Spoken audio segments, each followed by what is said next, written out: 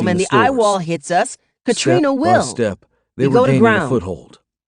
The Inigo hardscrabble spoke without colony would taking survive, focus off the worsening just storm. barely. But Sarge, there are like Jarek drove thousands the of us mammoth there, agricultural and only machine one of that that could thing. plow and fertilize the Isn't soil, that worth the plant risk? crops, and later Yeah. harvest them.